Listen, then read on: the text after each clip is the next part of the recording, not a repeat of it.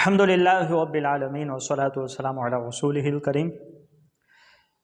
صیغہ اور باب کے پہچاننے کے لیے یہ بہت ضروری ہے کہ آپ کو پتہ ہونا چاہیے ثلاثی مجرد میں صحیح کی ماضی کس طرح ہوتی ہے، مثال کی ماضی کس طرح ہوتی ہے، اجوف کی ماضی کس طرح ہوتی ہے، ناقص کی، لفیف کی، مضاعف کی، ان سب کی ماضیوں کی شکلیں الگ الگ ہیں۔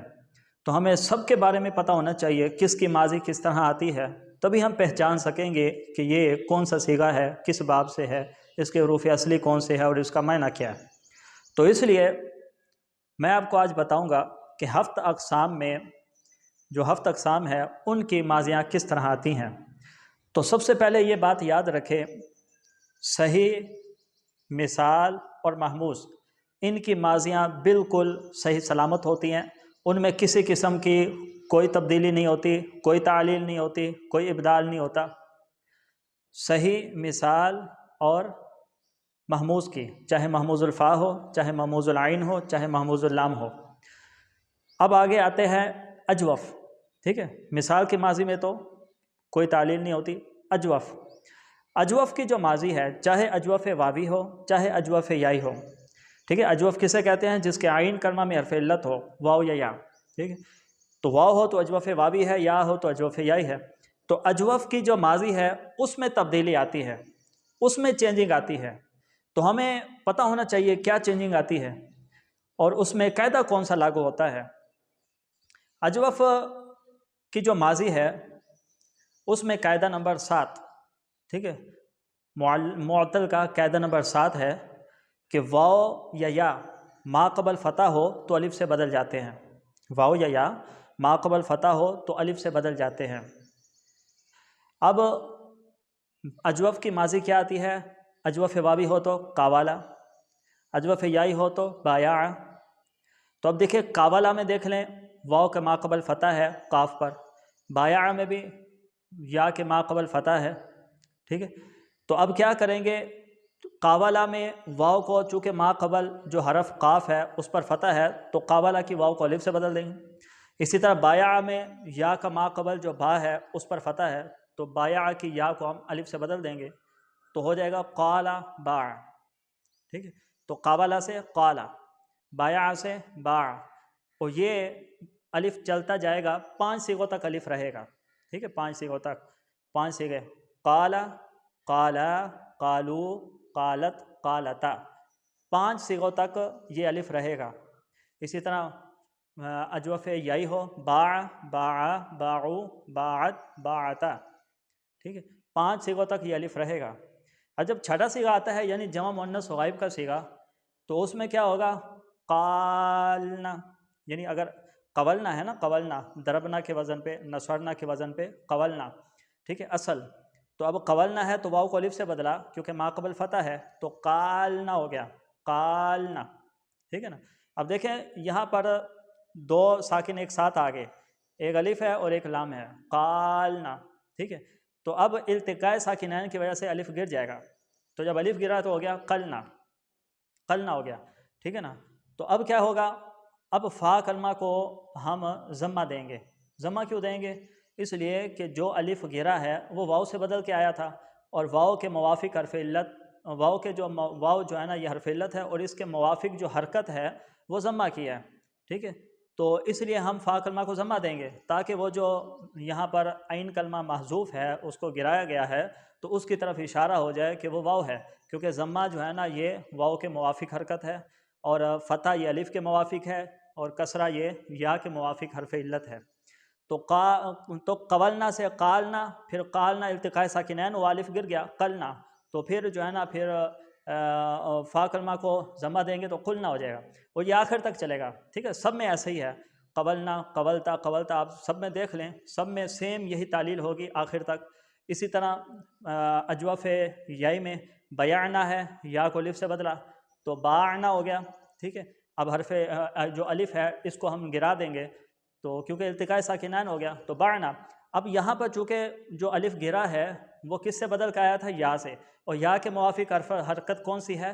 کسرہ، تو ہم اب فا کلمہ کو کسرہ دیں گے تو پھر کیا ہو جائے گا؟ بیعنا، ٹھیک ہے۔ بیعنا سے باعنا، پہلے یا کو الف سے بدلا باعنا، پھر التقاء ساکنین سے الف گر گیا، بارنا ہو گیا، اور تو پھر جو الف گرا ہے وہ یا سے بدل کر آیا ہوا تھا، اصل تو یا تھا، اور یا کے موافق حرکت جو ہے نا وہ کسرہ ہے، تو ہم یہاں کسرہ دے دیں گے تو ہو جائے گا بعنا، ٹھیک ہے، آخر تک یہی چلے گا، بعتا بعتما بعتم بعتی بعتما بعتن بعت بعنا، ٹھیک ہے نا۔ تو جمع مؤنث غائب میں اگر 2 حرف بچیں، ٹھیک ہے، ویسے جمع مؤنث غائب میں ضمیر کے علاوہ، نون ضمیر کے علاوہ کتنے حرف ہوتے ہیں؟ 3 ہوتے ہیں، جیسے نصرنا تو نون کے علاوہ 3 حرف ہیں، نون صاد را، اسی طرح ضربنا، ہر جگہ آپ کو تین حرف ملیں گے ضمیر کے علاوہ۔ لیکن اگر ضمیر کے علاوہ 2 حرف بچیں، ٹھیک ہے، جیسے قلنا، نون کو ہٹایا کیونکہ نون ضمیر ہے، الگ کلمہ ہے، تو قاف اور لام 2 حرف ہیں۔ اسی طرح بعنا، نون کو ہٹایا تو 2 حرف ہیں، باعن، تو یہ اجوف کی علامت ہے۔ تو جو اجوف کی ماضی ہوتی ہے اس میں جمع مؤنث غائب سے لے کر آخر تک، وہ جمع متکلم تک، ٹھیک ہے، یہ ٹوٹل کتنے صیغے ہو گئے؟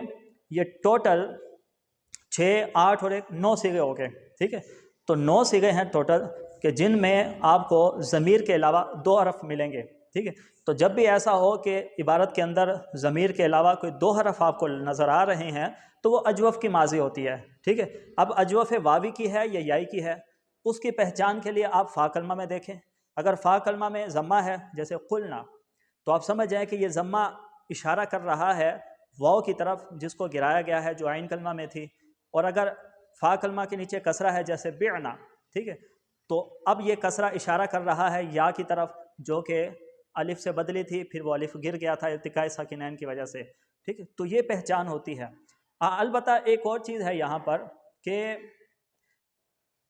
اجوف واوی، ٹھیک ہے، ویسے تو اجوف واوی جب جمع مؤنث غائب تک آئے گا تو پھر اب ایسی صورت میں وہ واو جو ہے الف سے بدلے گی، پھر الف التقاء ساکنین سے گرے گا، پھر واو کی مناسبت سے فا کلمہ کو ضمہ دیں گے۔ لیکن اجوف واوی جو مکسور العین ہوتی ہے، مکسور العین جیسے خاویفہ، ناویمہ، ٹھیک ہے نا، تو یہ واو بھی الف سے بدل جاتی ہے لیکن یہ اجوف واوی مکسور العین ہے، تو یہ جب آئے گا جمع مؤنث غائب کے صیغے تک آئے گا، جیسے خاویفہ ہے تو واو کو الف سے بدلا خافہ، خافہ، خافہ، خافو، خافت، خافتا، 5 صیغے تک الف رہے گا، پھر جیسے ہی چھٹا صیغہ آئے گا جمع مؤنث غائب تو خافنا ہو جائے گا، ٹھیک ہے نا، پھر التقاء ساکنین سے الف گرا تو اب خفنا ہو گیا۔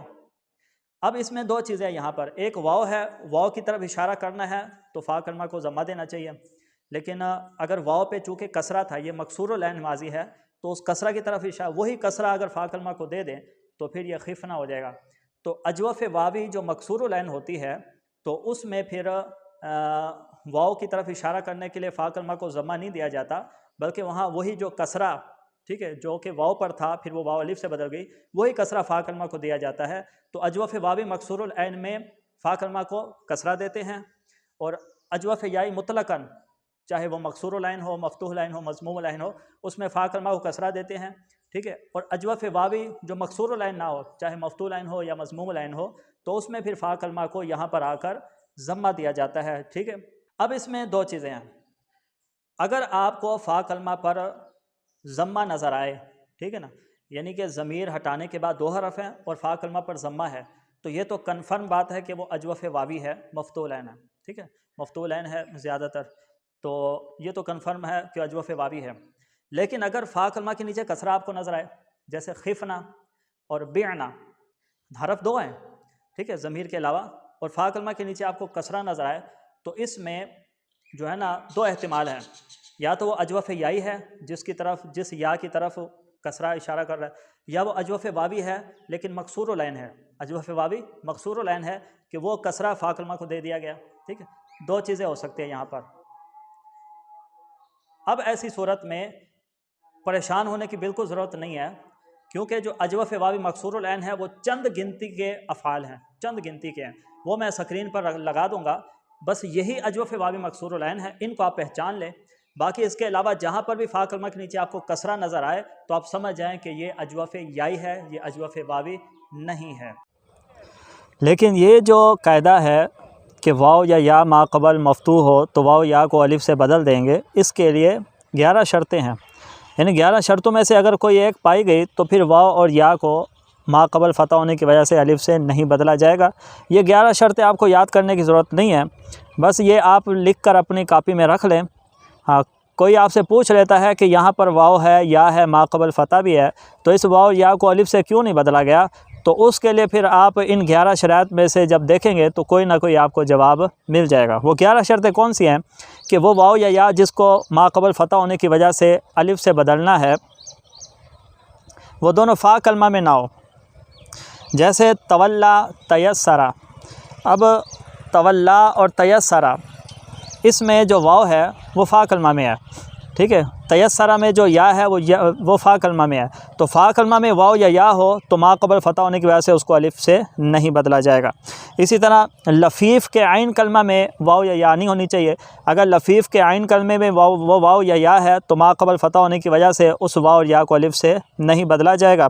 اسی طرح جمع مؤنث سالم کی الف سے پہلے وہ واو یا نہیں ہونی چاہیے، جیسے عصوات رحیات، اس میں عصوات میں جو واو ہے یہ جمع مؤنث سالم کی جو الف ہے اس سے پہلے آ رہی ہے، تو اس واو کو یا الف سے نہیں بدلیں گے۔ اسی طرح وہ واو یا مدہ زائدہ سے پہلے نہ ہو، مدہ زائدہ، جیسے طویل، ٹھیک ہے، اب طویل اس میں واو ہے ما قبل فتح ہے، لیکن چونکہ یہ واو مدہ زائدہ سے پہلے ہے اس لیے اس کو نہیں بدلیں گے۔ اسی طرح غیور غیابت، اس میں جو واو اور یا ہے وہ مدہ سے پہلے آ رہا ہے۔ اسی طرح یا مشدہ اور نون تاکید سے پہلے وہ واو یا نہیں ہونی چاہیے، جیسے علوی۔ اب علوی میں جو واو ہے یہ فتح ما قبل فتح ہے لیکن الف سے نہیں بدلے گی کیونکہ یہ یا مشدہ سے پہلے ہے۔ اسی طرح اخشینہ میں جو یا ہے یہ بھی ما قبل فتح ہونے کی وجہ سے الف سے نہیں بدلی جائے گی کیونکہ یہ نون تاکید سے پہلے ہے۔ اسی طرح 7ویں ہے کہ وہ واو یا ایسے کلمے میں نہ ہو جو فعلان کے وزن پر ہے، جیسے دوران اور سیلان۔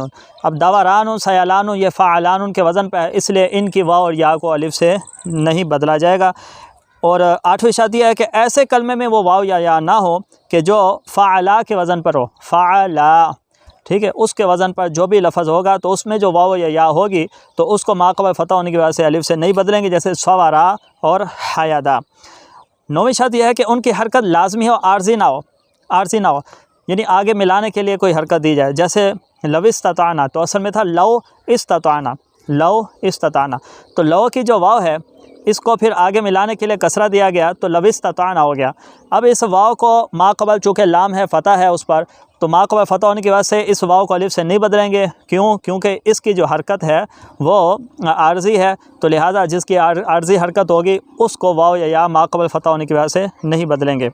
اسی طرح ایسے باب افتعال میں وہ واو یا نہ ہو جو تفاعل کا معنی دے رہا ہو، یعنی ہے باب افتعال لیکن معنی تفاعل کا دے رہا ہے، ٹھیک ہے، جیسے اجتاورا، ایک دوسرے کے پڑوس میں رہنا، یہ بمعنی تجاورہ ہے، یعنی اگر یہ تفاعل کے معنی میں نہ ہوتا، باب افتعال کے معنی میں ہوتا تو اس کی واو یا بدل جانی تھی، تو واو یا نہیں بدلی تو یہیں سے آپ سمجھ جائیں کہ یہ باب تفاعل کے معنی میں ہے۔ اسی طرح 11ویں شرط یہ ہے کہ وہ واو یا جس کا ما قبل فتح ہے وہ فتح اسی کلمے میں ہو، کوئی الگ کلمہ نہ ہو بلکہ اسی کلمے میں ہو، جیسے سیقول۔ اب سیقول میں یا یہ ما قبل فتح بھی ہے، سین پر فتح ہے، لیکن وہ سین الگ کلمہ ہے، یقول الگ کلمہ ہے، تو لہٰذا اس یا کو الف سے نہیں بدلیں گے۔